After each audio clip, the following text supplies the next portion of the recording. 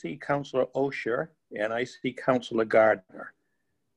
And I think that's it. Is anybody else there? Nope. Okay. So we will start our October 8th Finance and Operations Committee meeting with Councilors Gardner, Councilor Osher, and Councilor Perry. And the first item on the agenda is WPCF Process Operations Licensure and Capital Projects Update. And I see Joe in the background somewhere. Yes, he is. I just need Belle to give me the ability to share my screen because Joe and I have a presentation for you today. Awesome. You're all good. Thank you. I don't see it. There, here it comes. Do you see it now? Yep. Yep. All right. So, whoops. So, Joe and I thought, unless Joe, do you want to take this, or do you want me to lead and you to? Well, just you can lead into the agenda stuff. All right.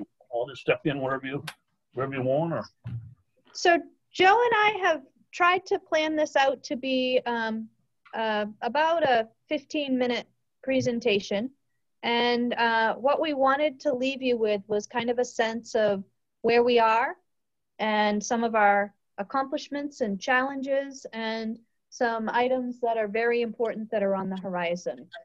Great. So first, if we want to talk about WPCF, it's always good to look by the numbers, right? So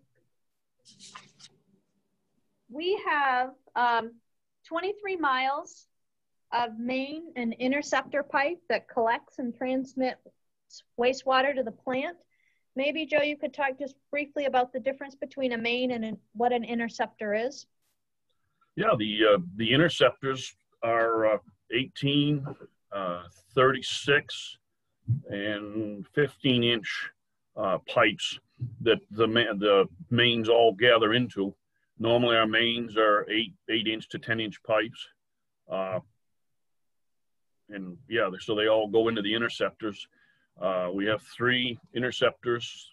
We have the Johnny Mac Brook interceptor, which comes down Margin Street, picks up that side of town, up on Main Street and all that, and that gets Union Street Pump Station. We have the Stillwater Avenue interceptor that comes down through Browns Park and on that side of the river. And then we have the College Avenue interceptor, which is on the other side of the river, and they both are right close to the Stillwater. And they all run into the College Ave interceptor runs under the river with a siphon, actually a pair of siphons, and then it all comes into the treatment plant. So also in the collection system, we have 4 pump stations, 500 manholes. We have 1 combined sewer overflow pipe that is a permitted pipe. We have 1,514 customers. Some entities like the University of Maine would be more than 1 customer because it's how many places they connect. The license for this plant allows Joe to legally treat 1.84 million gallons of flow per day. I'm especially proud of the fact that Joe and his crew flushed and reviewed over 80,000 feet of pipe mains this past summer. That was a lot of work went into that. They did a great job. We had 0 CSO events, which I like to report that. We'll talk a little bit later about why. We disposed of 1,350 tons of sludge at Juniper Ridge, which is our final solid that we dispose of. We treated through the plant over 60 million cubic feet of wastewater. We have 6 full-time operators. We're at 5 right now, but we're in the process of hiring another. We build out a little over 28 million cubic feet. So if you're paying attention, you're going to say, but Sophie, we got money for 28 million and we treated 60 million. And the reason for that is we have a lot of inflow into the system. Some of it is due to our infrastructure, but a lot of it, we have people who have built in very wet places that do not have access to storm systems, and so that water is making its way into our system. We need to try to figure out what to do with that, but it's bigger than what we can do here today. We billed out last year, we billed out about $1.5 million in revenue, in user fees. And we would be remiss if we didn't talk about the fact that we're living through one global pandemic right now, which has changed the way we do things a little bit. So you hear us talk a lot about the infrastructure, and there are generally 2 systems that we're talking about that work in concert. So Joe and I made this little graphic, and if he could walk you through the collection system, which is the outside. Right, so your typical home, they flush or they use wastewater. It goes through their lateral and into our main. They flow through the mains to the interceptors, which is all part of the system. And I can't see that bottom slide, but and it makes it all makes its way to the treatment plant. Yep. So you'll see in that other slide, that's the headworks building where we first see it here, and start removing the grit. That's a picture of the grit chamber with the classifiers in behind it. So this is kind of a well, it shows what we do here. The wastewater comes in from the system. The grit is removed and disposed of in that tank that I just showed you. The grit is taken off from the bottom of the tank and put through a classifier, and that's how it's dried out. And then it goes on the belt out of the plant and to the trailer. The wastewater then goes through the step screen, and that takes out most of the trash, and there's a lot of fines that go with it. The wastewater, the screenings drop into the wash press behind it. It's washed back and forth with an auger. All the fine, the stuff that we want to treat is washed out and comes down in a liquid fashion. So it's easy for the bugs to eat it when it goes into the aeration basin.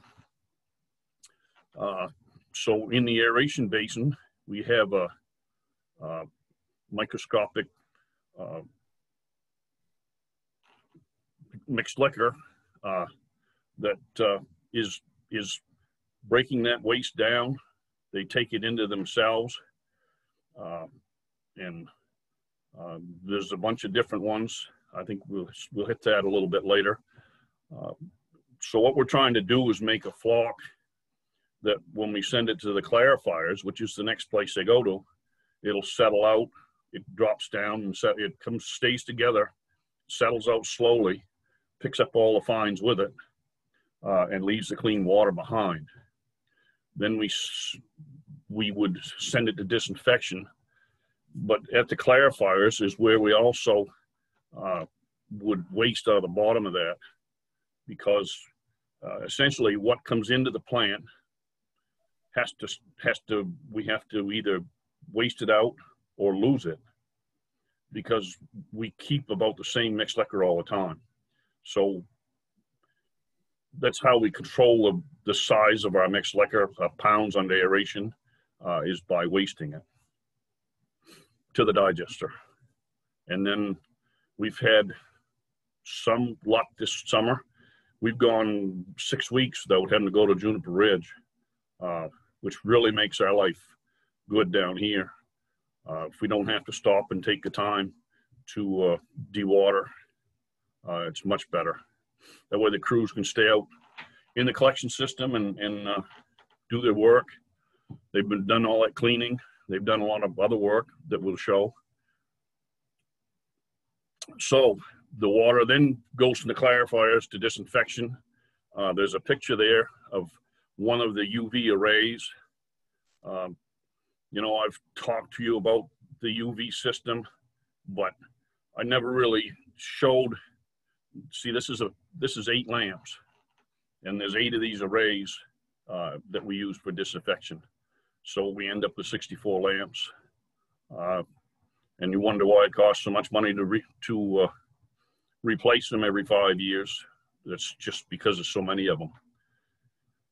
So after disinfection, the water flows out and discharges into the Penobscot about 700 feet off our bank, way out in the main Penobscot.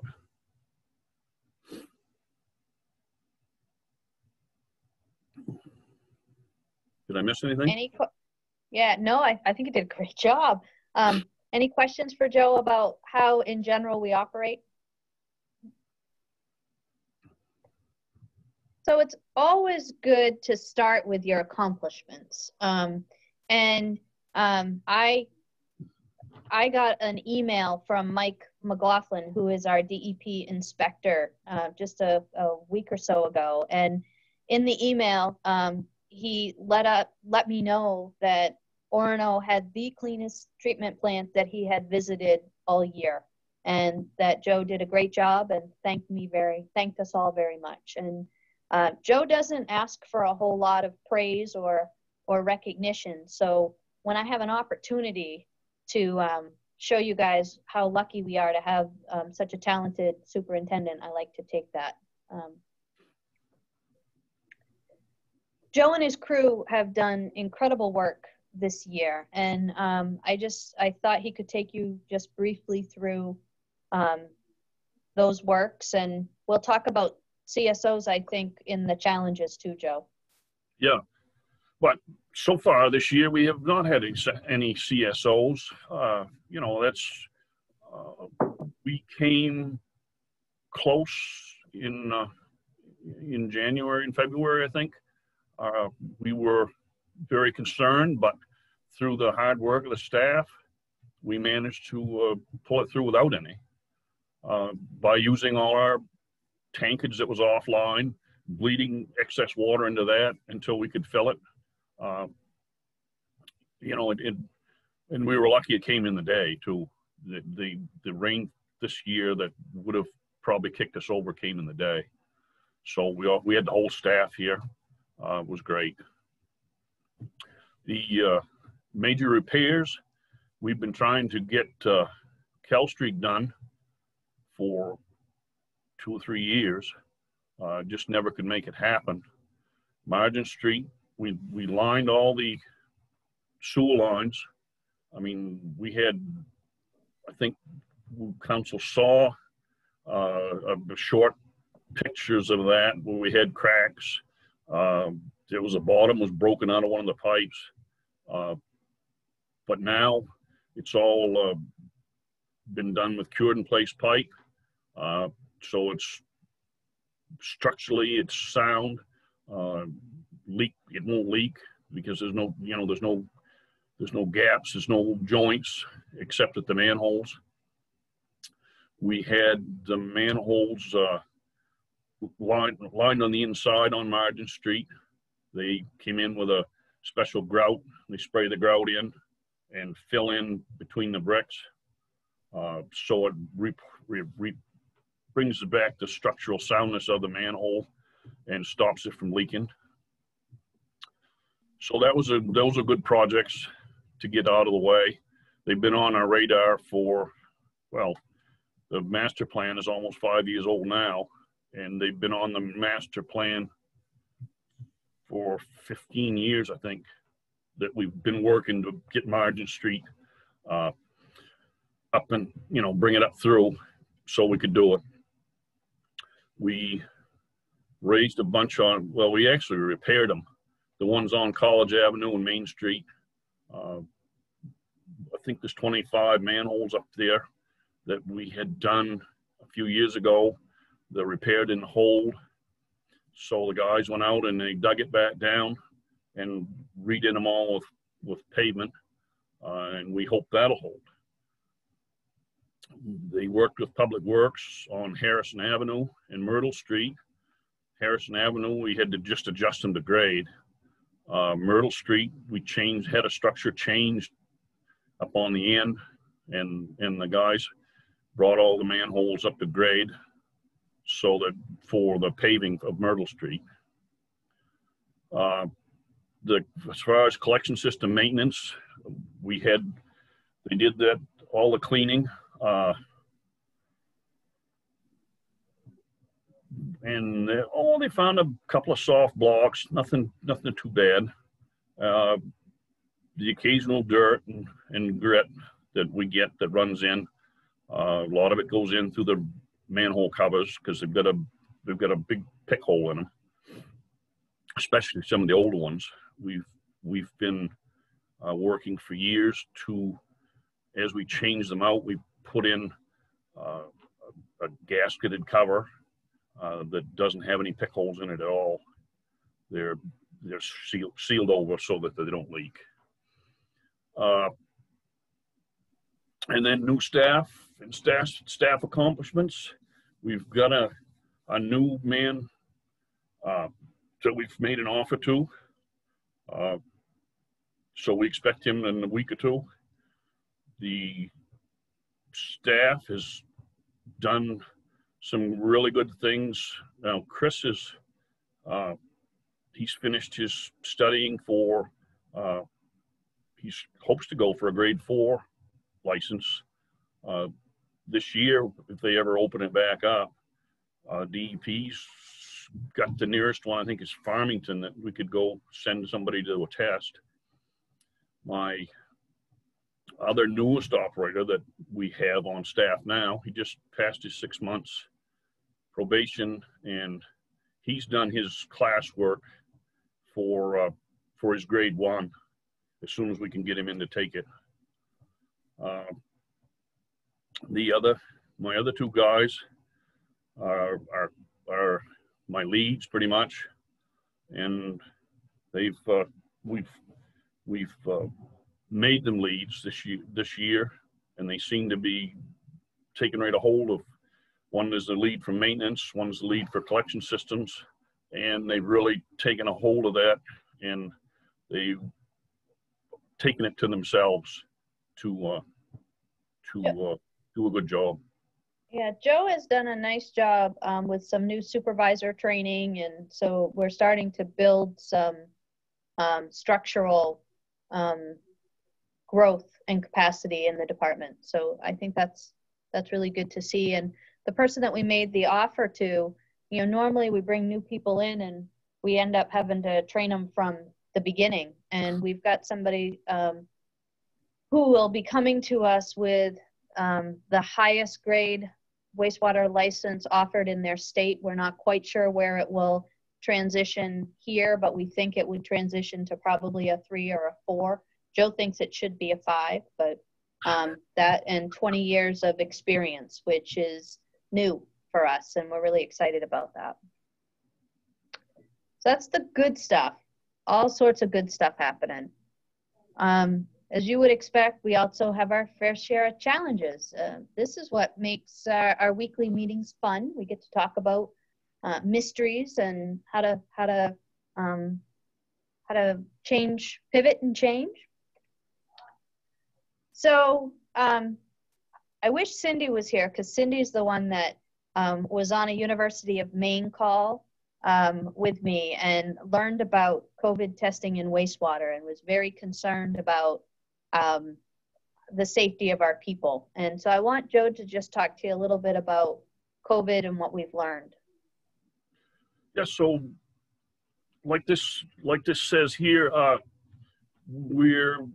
national organization has really looked at this, and the concerns for COVID in the wastewater field is very very small, mostly because the DNA is killed in the wastewater.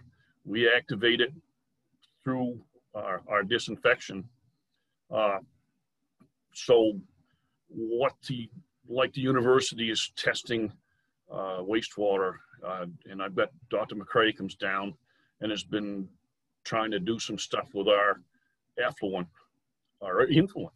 And so she's doing some testing, but they're looking for the RNA, which is not the DNA, which is live.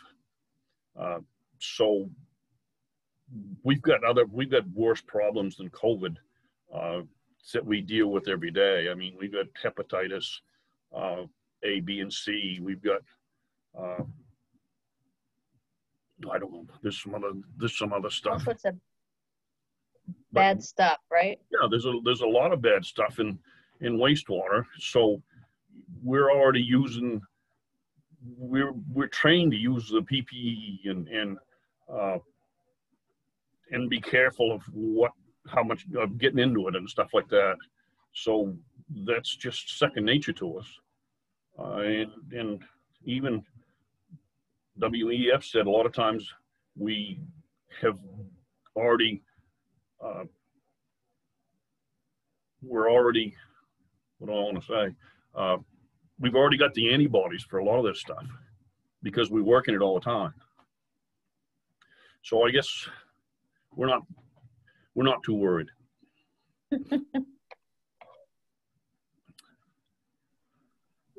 So this looks like a microscope. We use that. We use a microscope at least once a week, and more if things don't look really good. We'll go to the microscopic examination, because that's where we can really see what's going on. You know, we monitor settling, we monitor pH and all that, but until you actually look at what the bugs are doing and what you have for microorganisms in your plant, that really shows you what's going on. So we're experiencing very low flow conditions. We're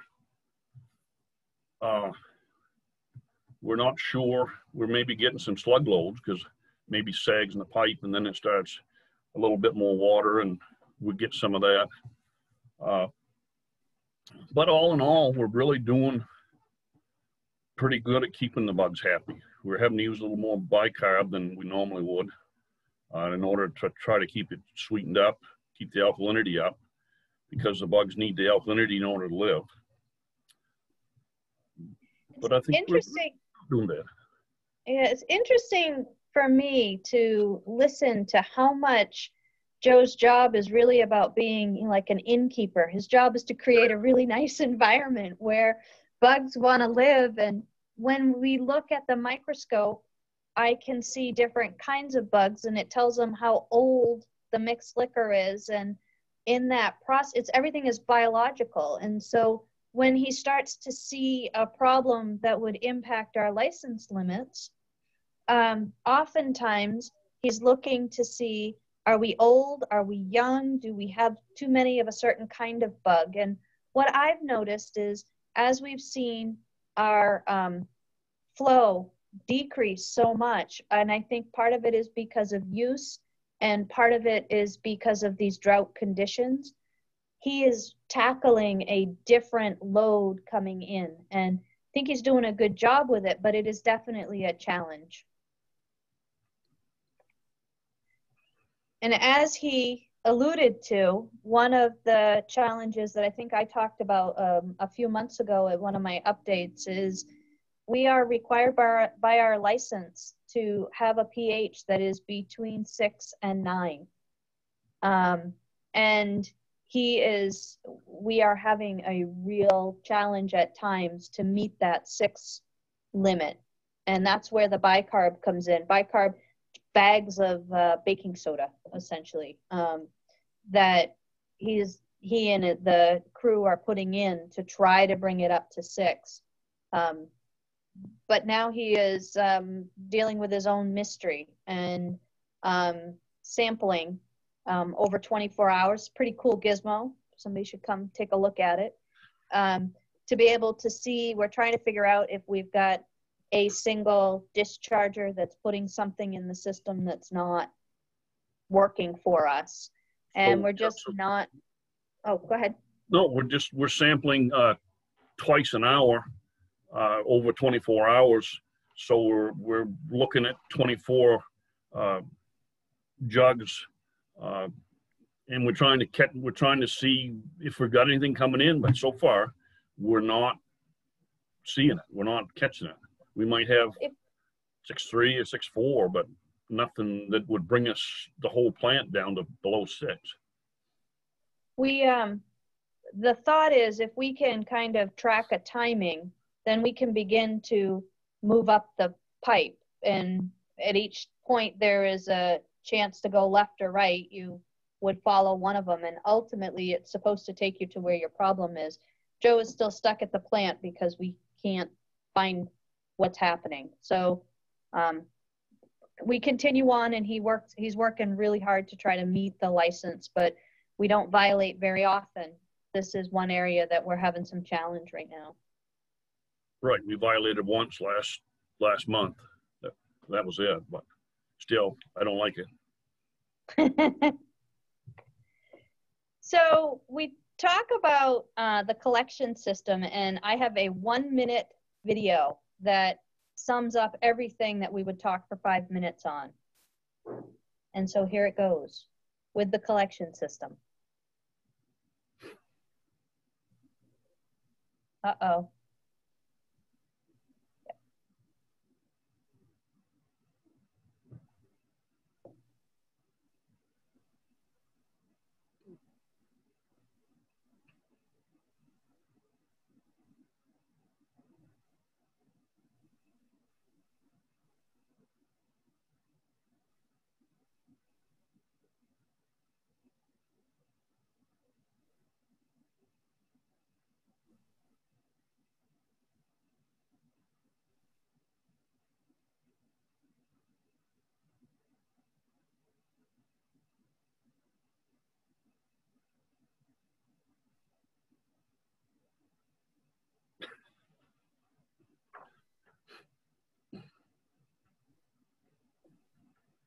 So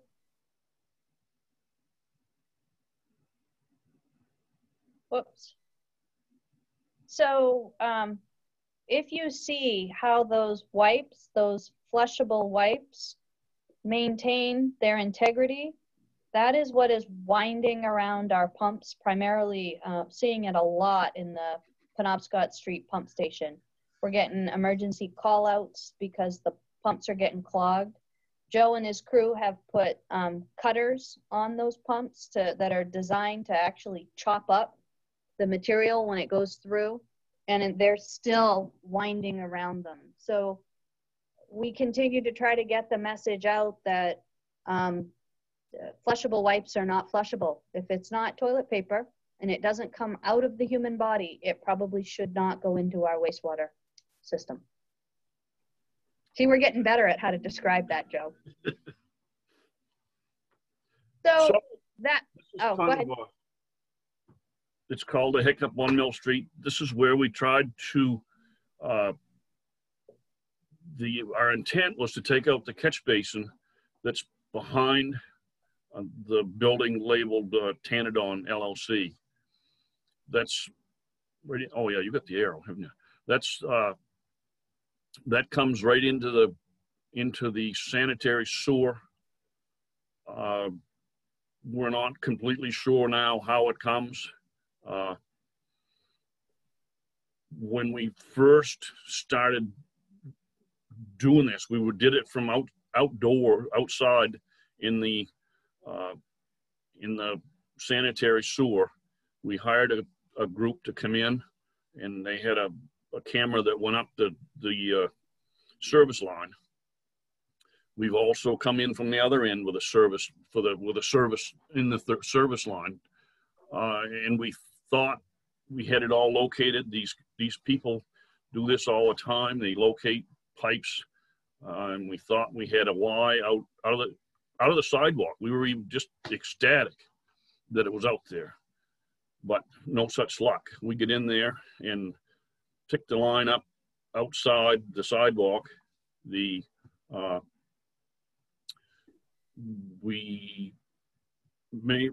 checked. We died in the restaurant up near the nest, and it was coming out above where we thought we were. So we got in there digging around or looking around again, and the line is inside the building somewhere. So I think we're going to have to do something inside. So we haven't really, this is kind of showing what we want to do. But right now we just capped it. We had disturbed the downtown enough, and we weren't sure where we were going to go. We got a shop owner downstairs that probably would be disturbed. And Tana done sold the building too, so that kind of threw it into it. And frankly, we spent all our money put it in the storm drain. And so we've put the project off. So we still got the catch basin coming into us. So what we've got done so far is the red part here. And we're all set to be able to change the internal plumbing so that the sanitary sewer comes out and will connect into the sanitary line. And then we'll pick up this line from the catch basin and connect it into the capped outlet hopefully next year. When we were out here, it gave us an opportunity to look. We had a couple of rainstorms, and this is most definitely a significant contributor to system flow.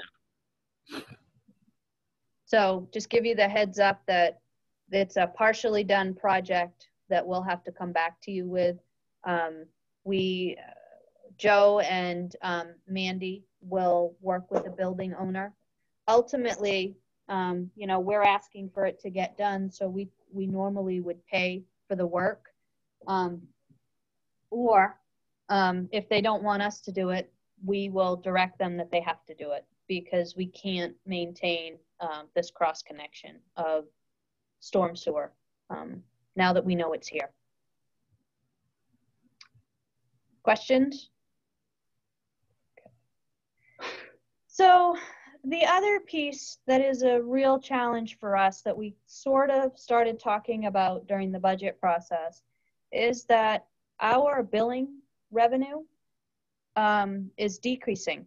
And so we look from 2013 to 2020, which is our last full year, and our consumption, billable consumption, has decreased by 14%. Almost 50,000 100 cubic feet. So if I take that decrease in 100 cubic feet and I multiply it by our current rate, that's a $266,000 that we don't have, that we are not able to bill for. So when we talk about raising the rates for costs, to absorb new costs, higher costs of operations, we really need to look at the fact that the entire rate structure was built on having significantly more consumption coming in or able to bill. Then we look at this year, first quarter versus last year's first quarter, because we know there's a change in activity. We are down 6%, which means that we're off on our billings about $27,000. We're going to want to keep a really close eye on that this year to see where we are in terms of the revenue we've projected versus the expenses. When we sell the bonds, there should be a little bit of savings in this year that should help offset some of that reduction in revenue. But this is definitely on the horizon for us to be looking at. Speaking of being on the horizon. So Joe and I think that we have 3 major projects to work through with council in the coming 6 months or so. December and January, we think we really need to be looking at evaluating our user fees and the long-term system needs. What are we going to do to ensure sustainability of our system? In March and April, we should be able to be back to you with some significant master planning that's currently underway. We're finishing up the combined sewer overflow master plan. DEP has kind of hung that up in its acceptance. And then COVID stopped all of those discussions. So we're hoping to get back on that in the next month or so. We also have the grant to do some climate adaptation planning, and then looking at the capital plan. Then the debt and borrowing. So we're refinancing some of Joe's debt right now. So we want to shake that out so we can map that. And then applying for a loan with some we're hoping with some forgiveness for the Mahaney Development Project. The numbers that we have seen for that put this at about $1 million project, and a very needed project. So that's what we have for you in terms of making sure you're getting operational updates from staff. I think Joe and his crew are doing a great job, but he is here to answer technical stuff. You've tapped out my knowledge base with sewer. But. Joe, thank you for that very informative presentation. I think I learned a lot. I'm sure others did too. Do we have any questions for Joe? Yes, we're all set. Okay, great. Thank you, Joe. You're very welcome. Joe's not going to go anywhere quite yet because we're going to talk about sewer abatements if we can. That's right. We have a denied sewer fee abatement request. We actually have 2, and I want to walk you through them. I wasn't going to share personal information but they are real customers. So when somebody gets a high reading, oftentimes, most of the time, Shelley and her staff will actually reach out to people or put something in their bill or give them a call. It gets flagged if it's really high so that they're aware there's an issue. But our policy is that somebody can apply for an abatement up until the bill is due. And we made that because we were getting people applying for abatements a year back, and it was really causing some hardship for the department. So somebody wants to apply for an abatement. We say the first thing is that it has to be sewer that did not flow to the treatment plant. So if you had somebody had a leaky toilet, even though it was something they didn't mean to use, that a leaky toilet goes right through the system and Joe is treating that water. And so that is not that's not an abatable circumstance. So when we look at abatable circumstances, they're usually things like somebody's going to fill a pool, or we have some people who will come and get meters so that they put them on their outside of their house, and when they water their flowers, Joe comes and reads the meter, and we deduct that from their bill, because if we watered outside, theoretically, shouldn't come to the plant. Somebody has a main line break in their house and their basement fills with water, doesn't come. Those types of things are things that we normally abate, and those requests just go to Joe. We've got a form that people make out. When they call for the form, staff, Shelley sends it out along with a copy of the policy, which you guys got a copy of the policy in your packet at some point. So when Joe gets that application, the first thing he's looking for is it an abatable circumstance? And if it is, then he goes on to, have they met the time frame to apply for the abatement? And if they have, the next question he asks is, ask Shelley, do they have a current account? And what we say for current account is, if they still owe money from the previous quarter, then they are not eligible to ask for an abatement, according to policy.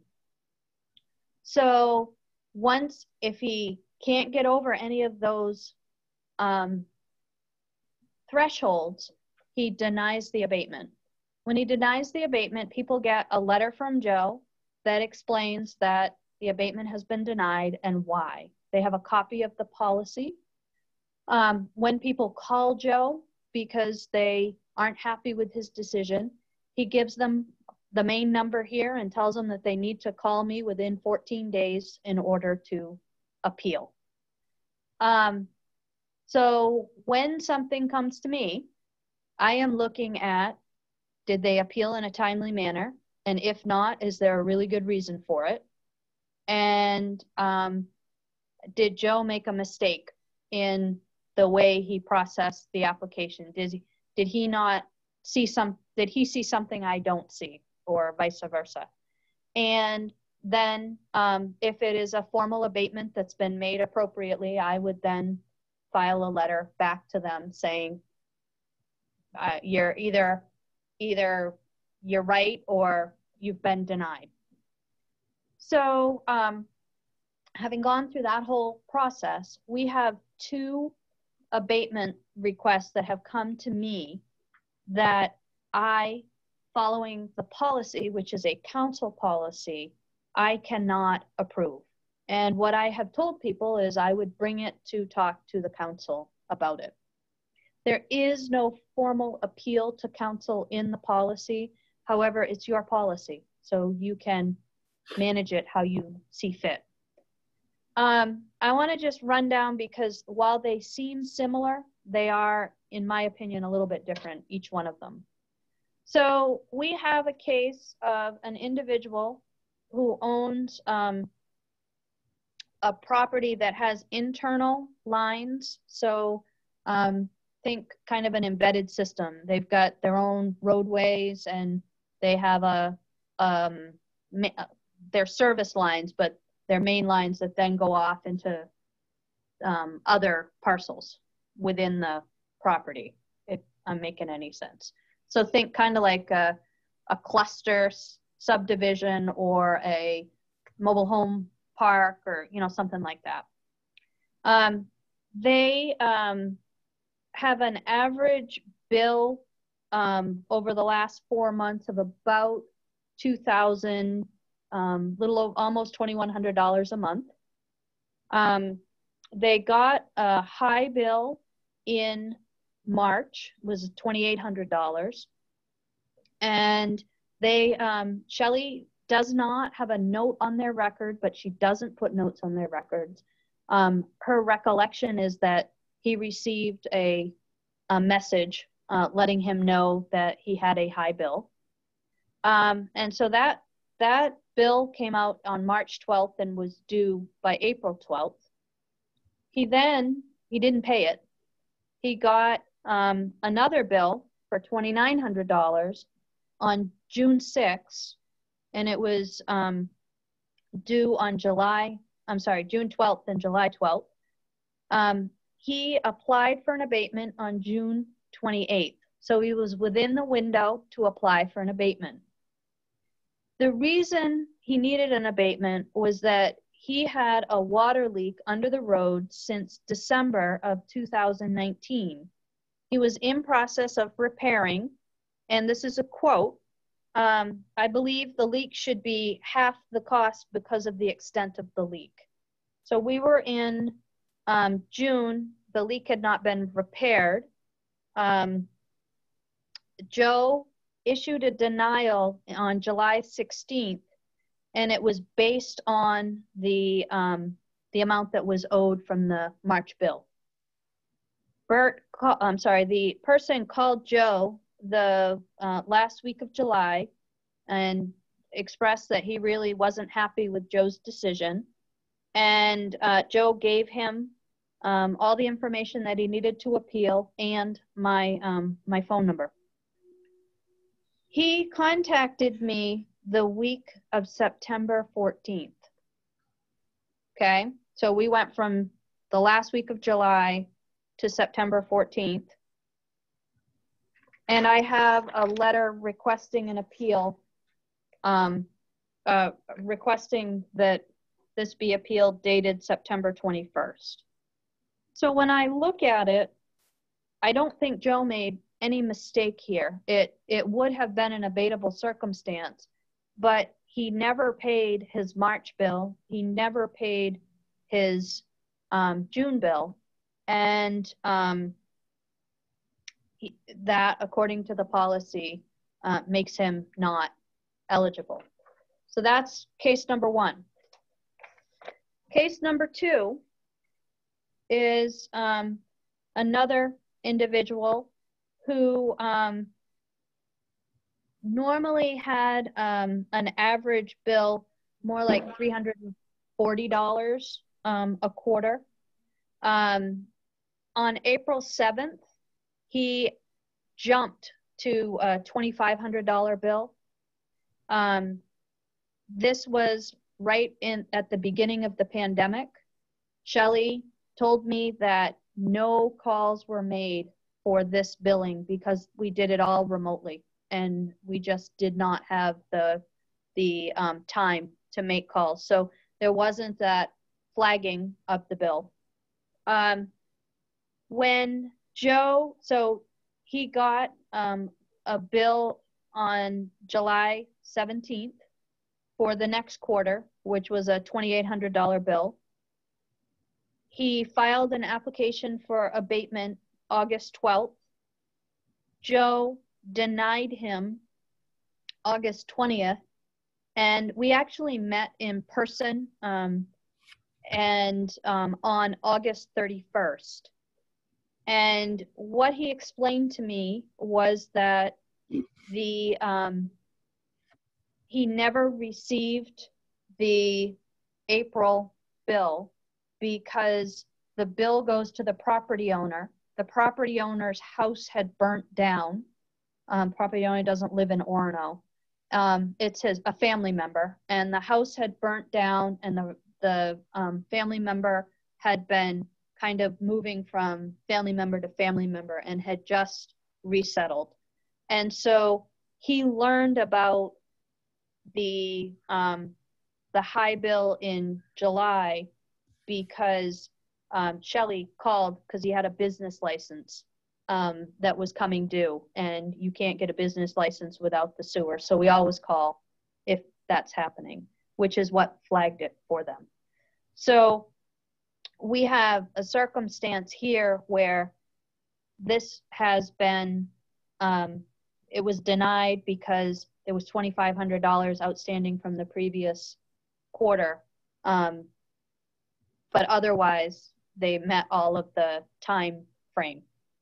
So, as I see it, council has lots of, you can do whatever you want, but from my perspective, I don't think staff can do anything with this. And I am bringing it because I don't want to just flat out deny something without you giving me your 2 cents. I've made a lot of bending of the rules during COVID just because we know it caused issue for people.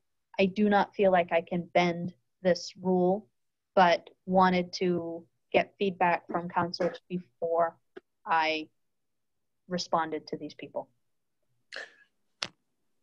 Sophie, do we have any explanation for this dramatically increased bill in the second case? Yeah, they had a line break. As soon as they saw the bill, they went back into their establishment, found it, and repaired it. So it did not come to the system. Joe, did you see were you in that one, in that basement? No, I was not in the basement, but I assume they have a storm drain out front, because I mean, we'd have drain lines there, so. Connie, Matt's calling me. What? Matt is calling me. You may want to call him. That answer your question? It does. Okay. Questions or comments from other committee members?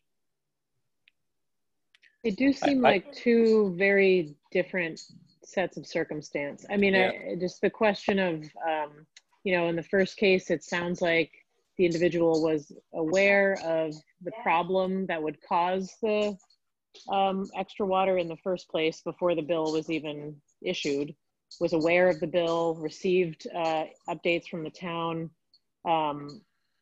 for whatever reason, chose not to take care of those in the timely fashion. It just seems a little bit different than the second case. It's hard. It seems hard to hold that person responsible in the same way, because COVID and other circumstances seem to have prevented them from making a good faith effort to address the problem. So I mean, I would be more amenable to a bit of rule bending in the second case. I think the first case, maybe not so much. Okay. Yeah, I agree with Megan's comment. I see the first case pretty clearly. The second case, both the fact that the owner of the building did not evidently get the first notice, it did not get flagged by the town, understandably, and the difference in use and billing was so dramatic, greatly different than the first case.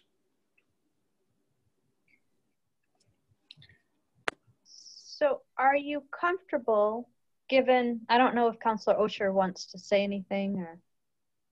I'm in agreement. What they said sounds reasonable. Okay. So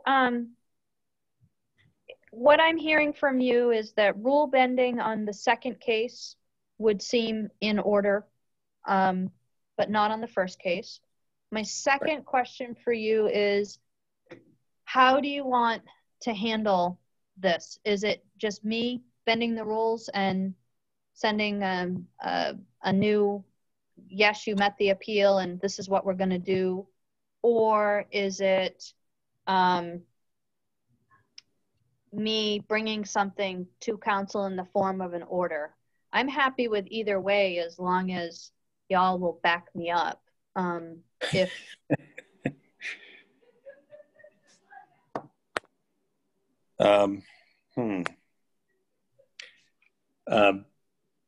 I could go either way, Sophie.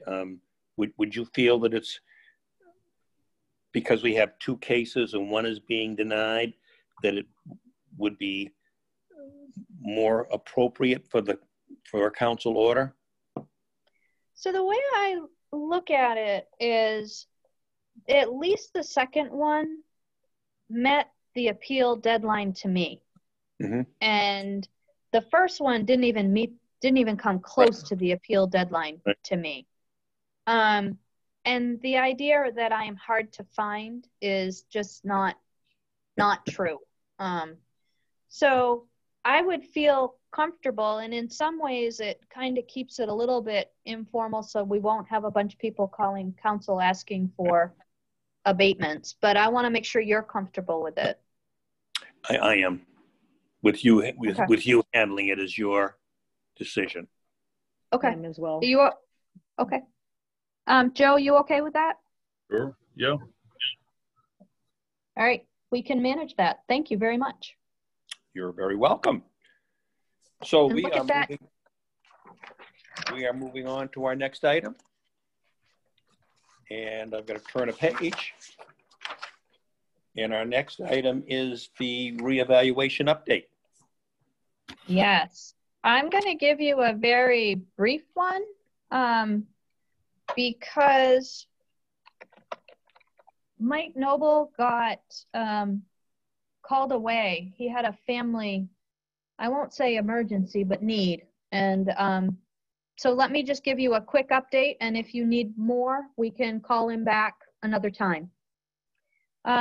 What he has said is our vision data collection contractor, Cheryl Clifford, started in late August.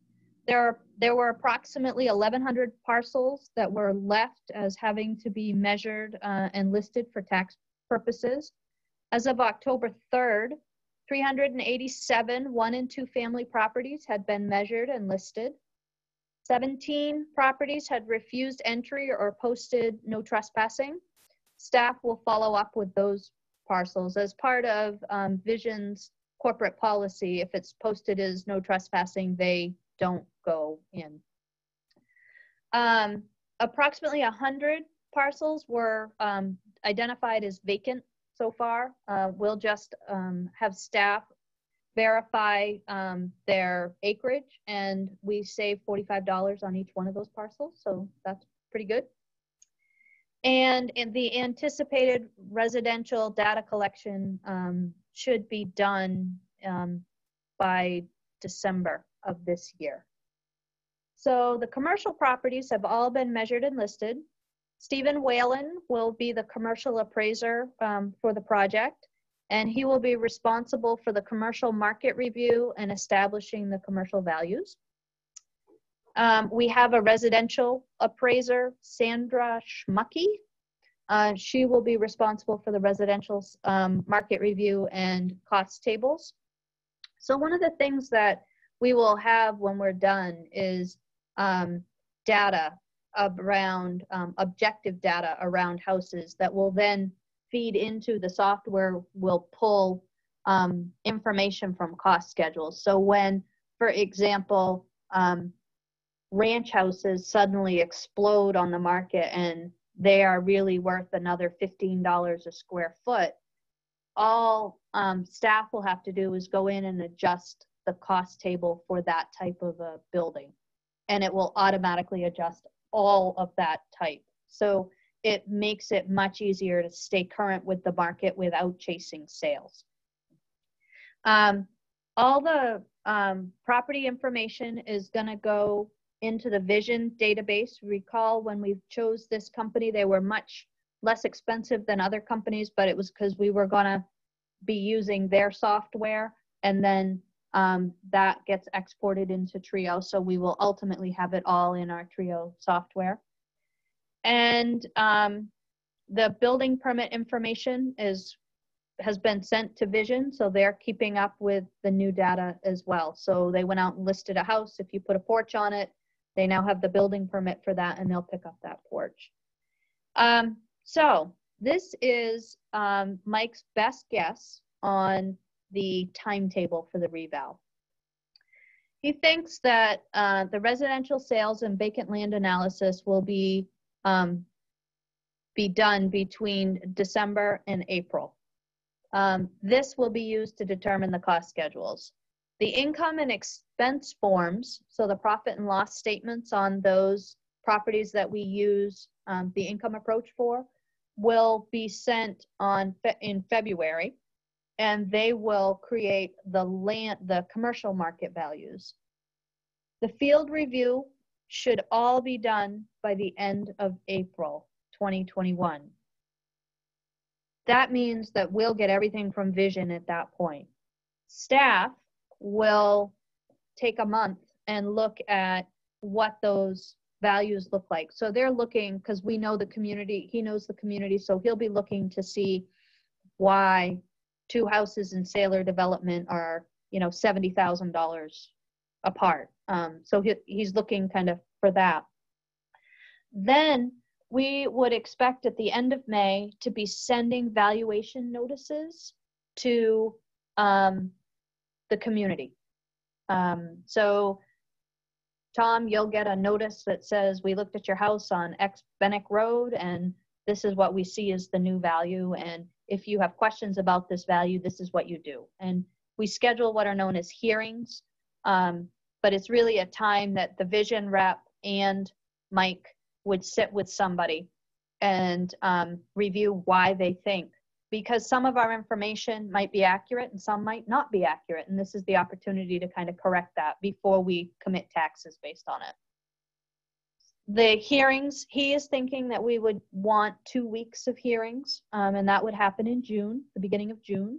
And the entire project would be live and ready to go by the end of June. So I asked him to under promise and over deliver. So I feel confident with this time frame that he's got here. What he's telling me is that by the time we drop the budget, we should have a pretty comfortable value to be working with for next year's budget. By the time when you get the budget docs, it should have a new value in it that's pretty close. Sophie, what is the deadline? There is a state deadline. Is it April 1st? So yes. So it's the value and the ownership as of April 1st. And we will have enough information on every property by April 1st so we can, with a straight face, say that we know what the value was April 1st for the entire community. Yeah, because the plan is to have all of that work pretty much done by the end of December.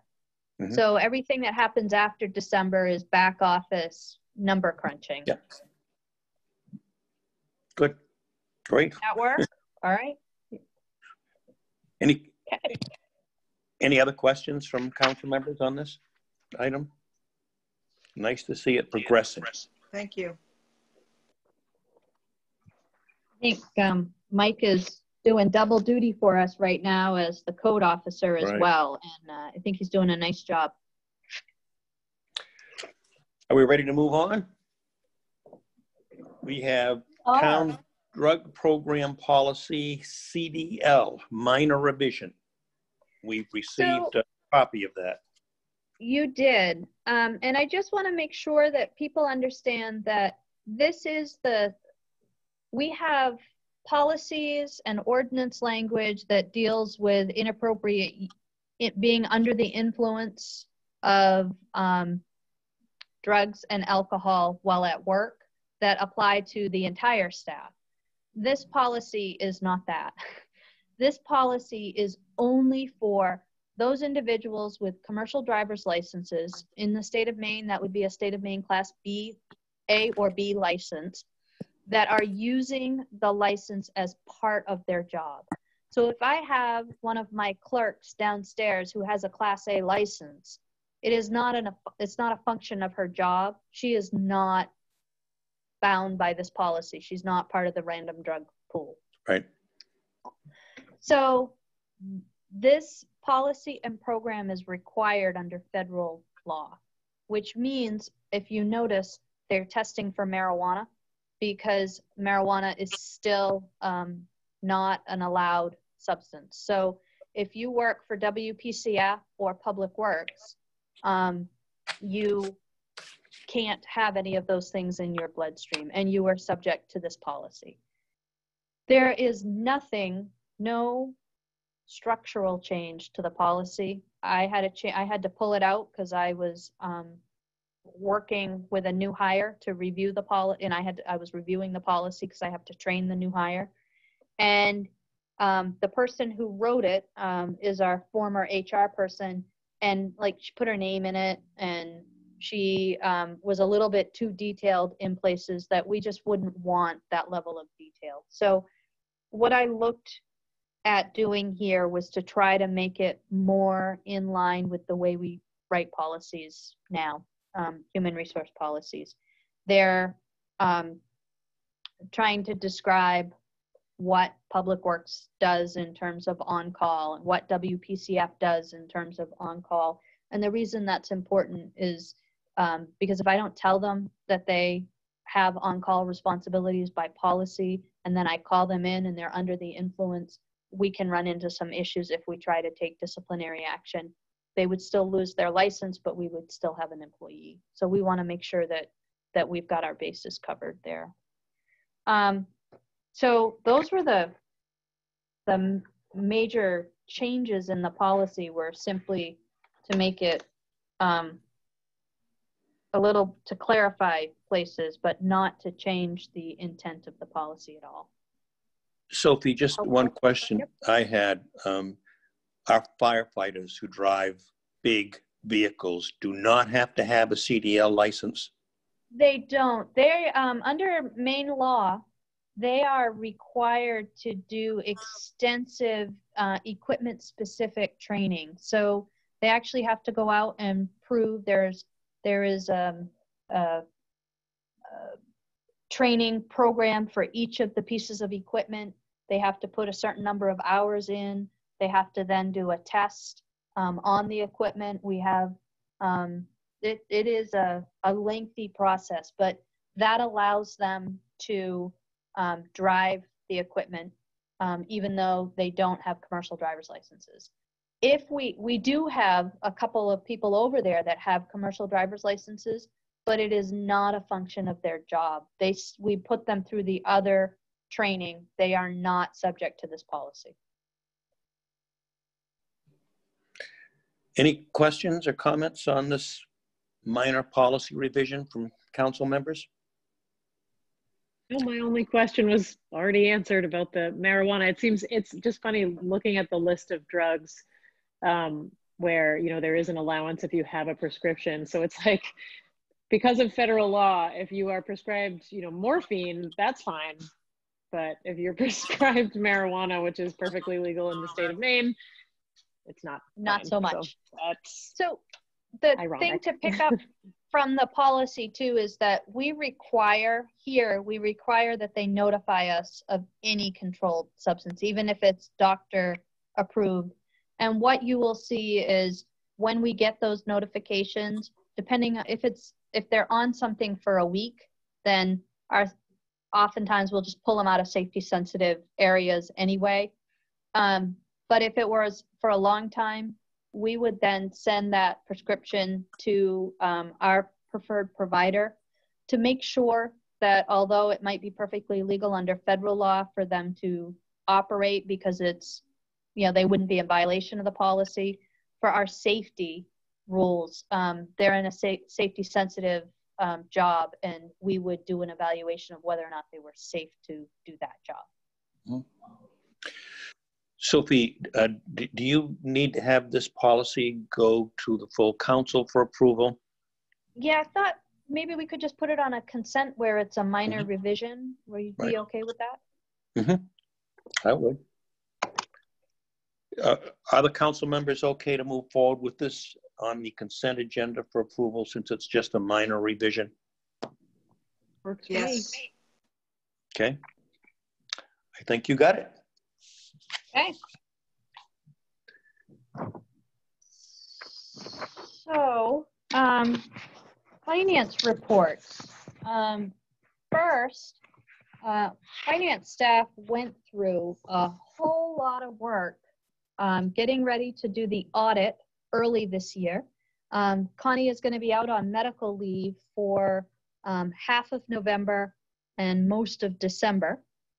So she wanted to make sure we were in good shape before she had to go out. And Casey agreed and came in, and we did the audit about a month early this year.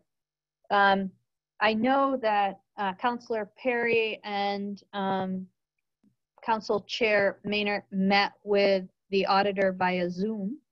My understanding is that things went very well this year. We've got a couple of best practice findings, which is what we want the auditor to do for us. So they're not deficiencies. They're just things that we should wrap in and turn our attention to doing a little bit differently this year coming up. Is that a fair assessment, Tom? It is, and I would like to add that when we spoke with Casey, he said this was the best audit that he has done that their firm has done in Orono in the last 6 years. That it was a very smooth audit, that material was ready for them, and he was very complimentary of our finance staff. So that was all very good news, and I told him that we appreciate the best practice recommendations that they make, and that's why we went with this firm. We wanted to hear those things and get even better at what we're doing. So it was a good conference that we had with him, and a really good audit report that he provided. So I will say Connie runs a very tight ship with the finance folks, and we are already planning now for what's going to happen in mid-November when she leaves us for a little bit. The audit, normally it doesn't take very long after the audit for me to get the preliminary financial statements. So not the full bound audit, but the financial statements that I then use to do the management discussion and analysis, and come back to you with a general overview of what the books look like for the previous year. Casey's not able to do that right now because their trade organization has said there will need to be new templates for how they report the audits. So that's like how the statements are scheduled. You notice the notes are always, note N is always what note N is, and it says certain things.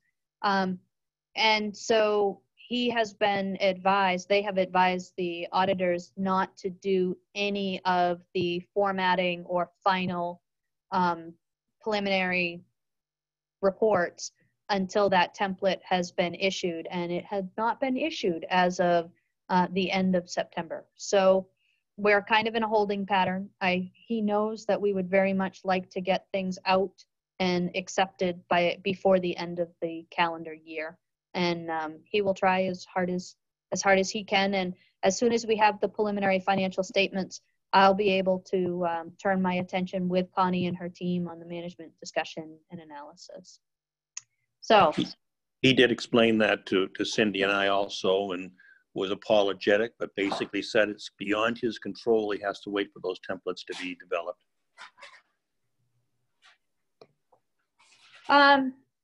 So that's all I have for now. As soon as I have the preliminary statements, I will schedule a time for us to talk at finance and do my little presentation with the high level changes.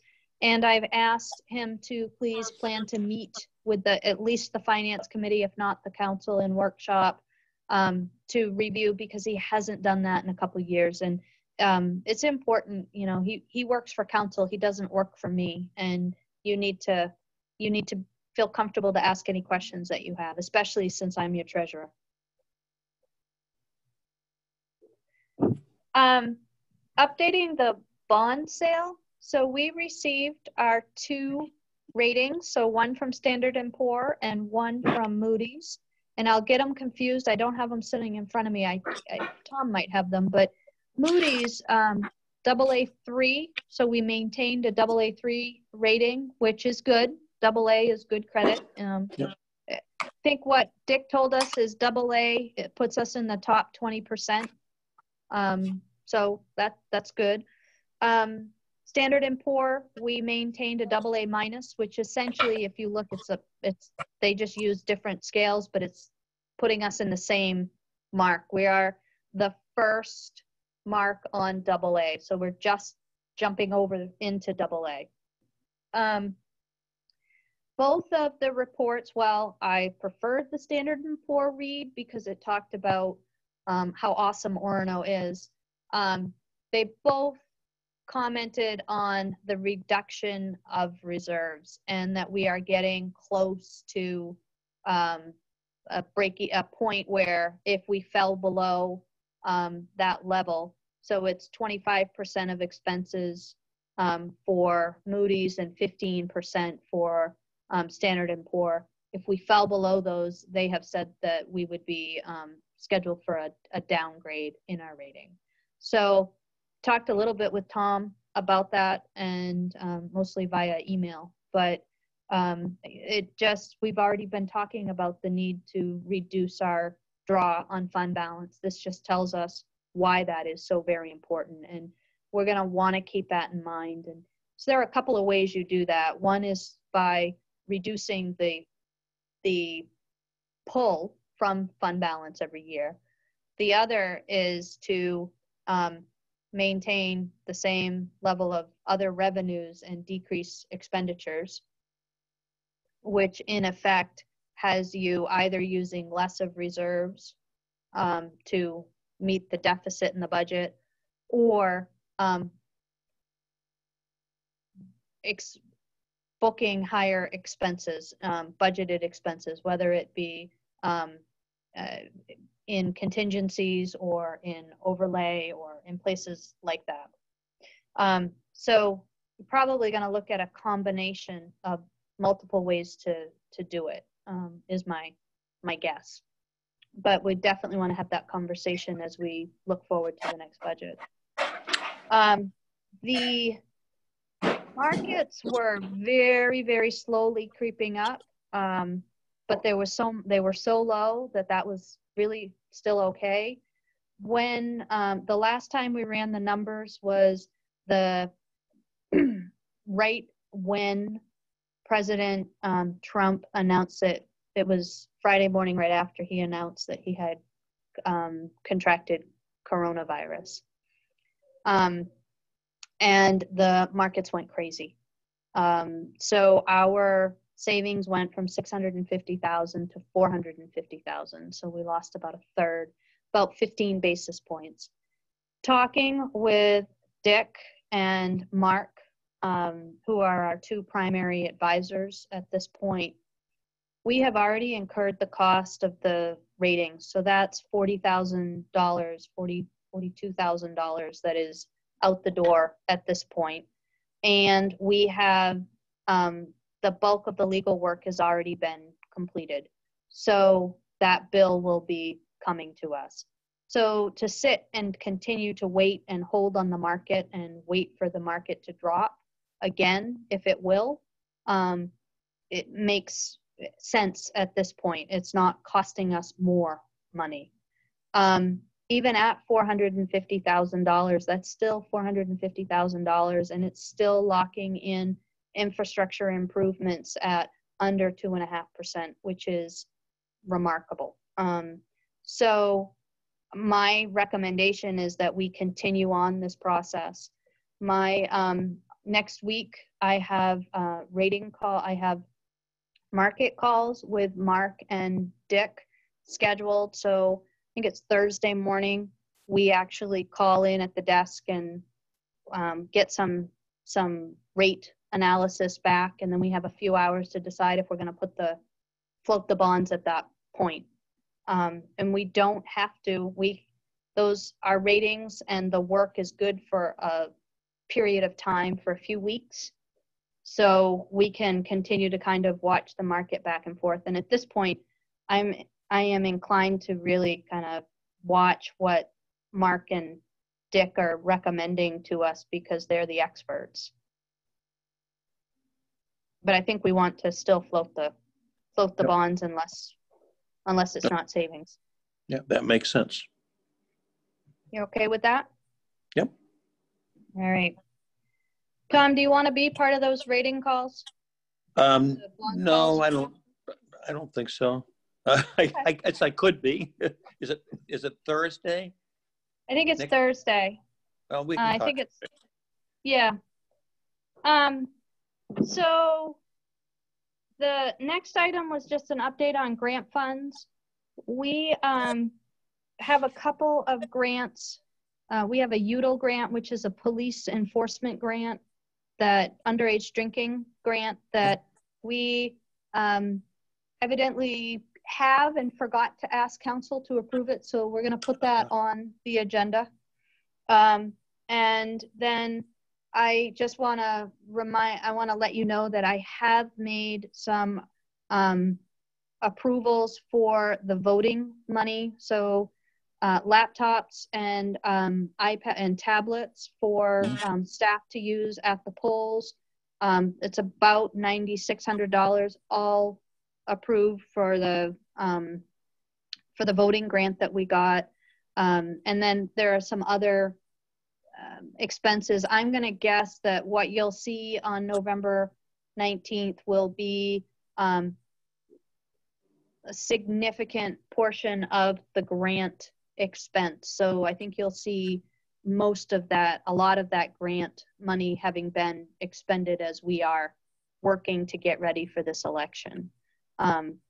Shelley and Belle can spend money like crazy for elections. So the goal has been to address our needs. With this money, we are looking at bringing in some of our election staff to actually open up the town office to be able to do some absentee voting, not live in-person voting, but to keep people not having to call the town office to make an appointment. People will just be able to walk in, do their balloting upstairs out of council chambers instead of downstairs. For I think 2 weeks is what I heard. I'm not sure that that's finalized at this point, so just be on the be aware. But that that grant money is actually is very, very helpful at this point. That's what I've got on grant funds. Okay.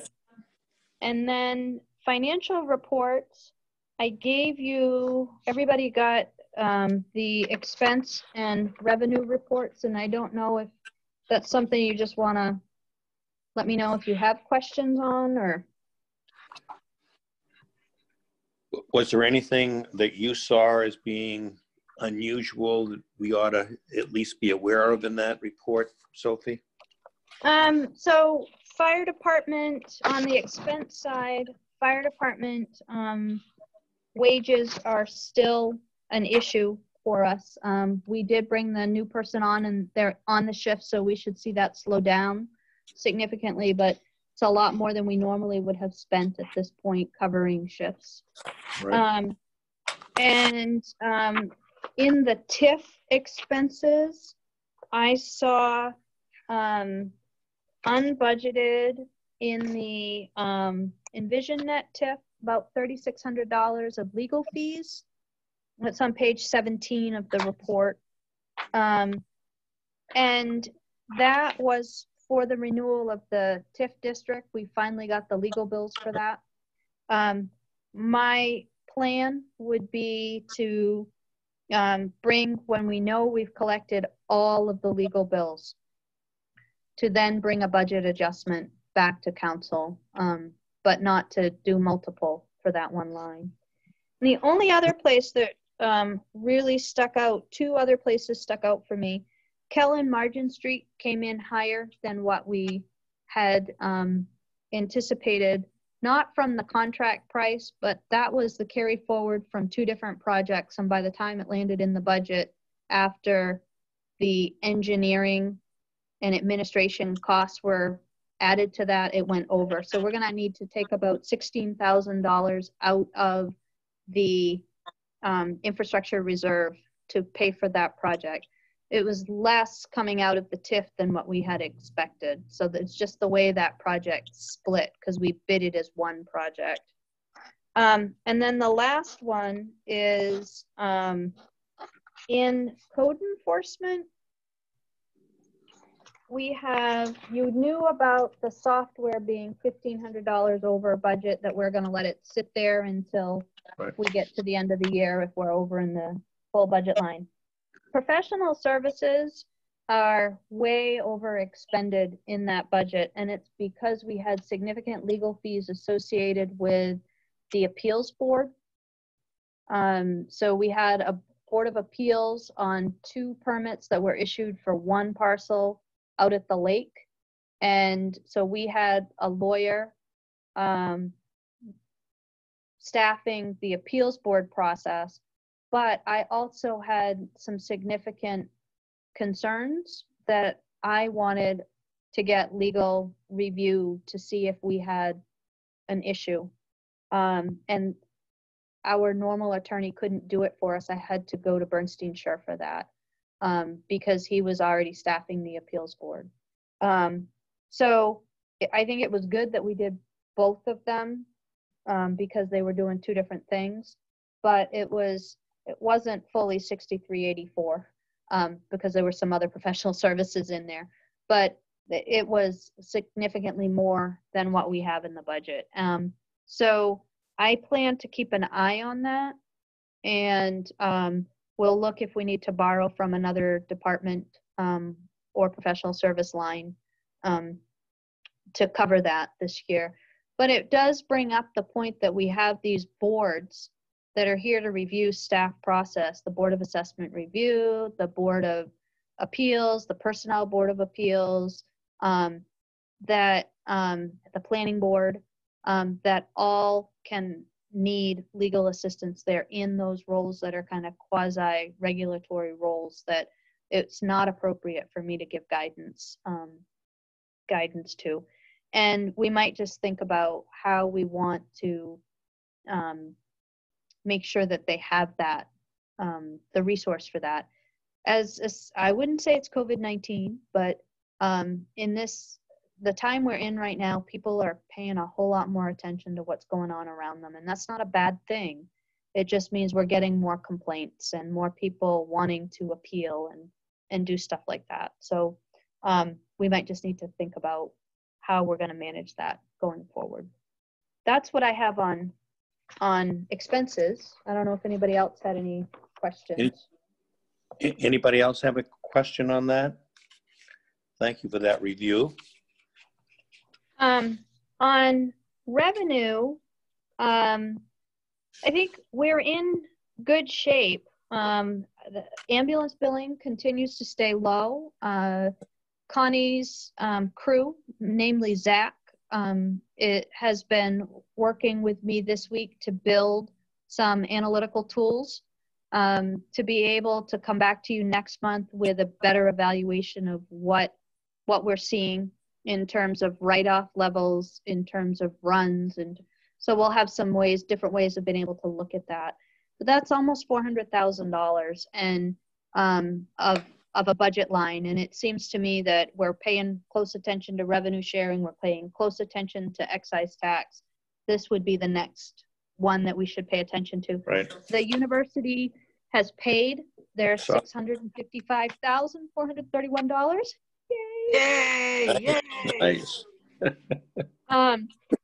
And otherwise, I would continue to expect to see those charges for service not be up as high as where we would want them to be, but they're not so low that I think we need to change anything right now. I think we'll look again.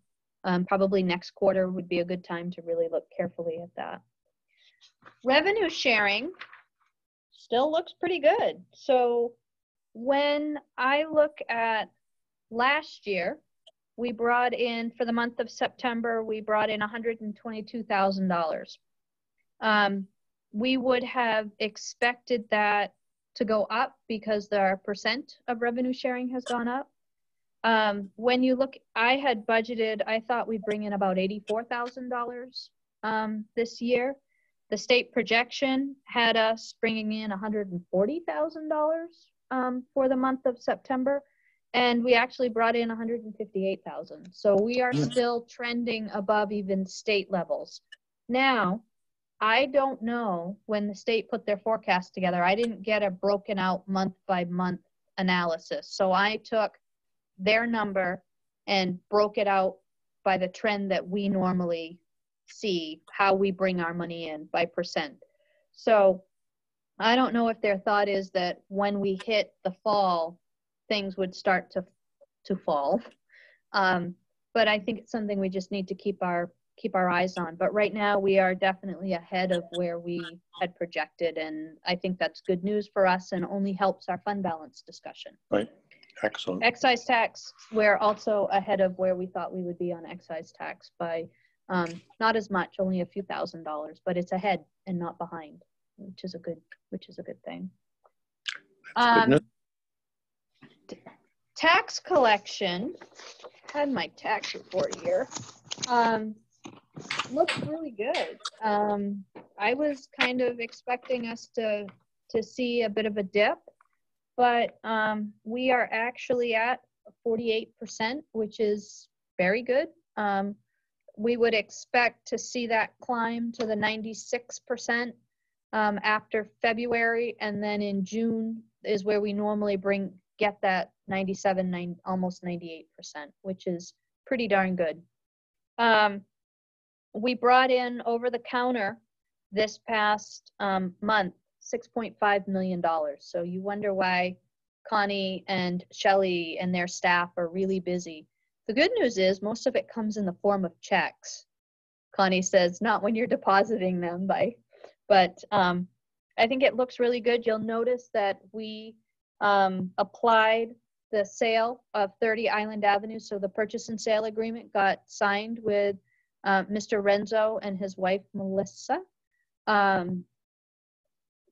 So we should begin to see some real changes there, which is good. The 25 College Heights has been noticed as being for sale. I am looking at, we had to publish because there's some personal property in the home. I don't want to take possession of it, and I wanted to make sure that we stayed above board. So we sent a letter to the owner giving them 21 days to remove the property, their personal property. We got the notice back, but she didn't sign it correctly. She just wrote her name and didn't actually sign it. She wrote, I don't know what she wrote, just gobbledygook, just mess. And so I went ahead and put the notice in the paper for 2 consecutive days that it needed to be, that she had 21 days to remove her items. So at the mid-October, she will be all set to no longer have any call on her items that are still there. So I went ahead and put the 14-day notice in the paper and have been fielding calls. We've said it's a negotiated sale, and people need to tell us how much they're going to pay the town for the property, what their plan is, a detailed plan to bring it up to code, the timeline that it would be brought up to code, and what their future use of the planned future use of the property is. So I went with those things so that you as counselors would be able to we'd open up those bids and you'd be able to make decisions like, we maybe could get $5,000 more, but it's going to stay the way it is for 2 years. And at the end of the day, they're going to make it into a multifamily dwelling. They can't because it's the MDR. But anyway, I wanted you to have just different points of information because it is a negotiated sale. So you would identify the top person that you would like to talk with and then give me some parameters, and I would go forth and strike a deal, much like we did last time. I have been made aware that there might be a counselor's family involved in this, so that counselor has agreed to step back. So we would want to have this conversation probably at a finance committee meeting, make a decision, give me some parameters, and move forward. Does that sound reasonable? Questions about property tax? Because you all got the property tax We did. report, right? Yep. No. I don't have a question about property tax. I just want to briefly say, every month when we look at the revenue projections, I think back to the creation of this year's budget, and you pretty much had to, I would imagine it was probably the most difficult projection of your career.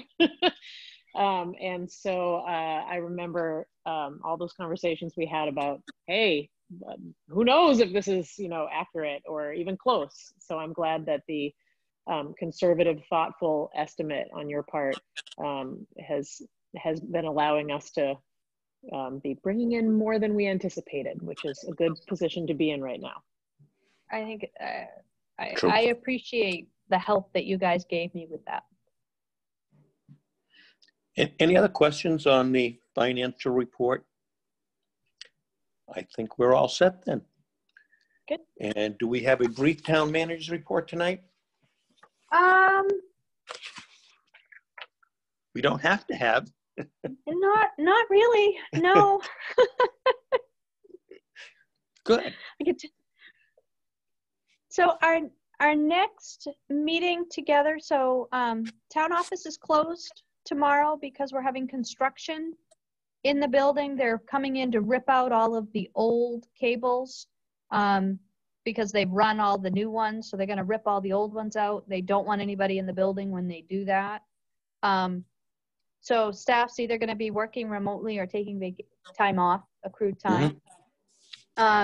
Monday is a holiday. It's Indigenous Peoples Day. So we're going to be observing that. And then next Thursday, you have Community Development Committee meeting at 5 o'clock. Right.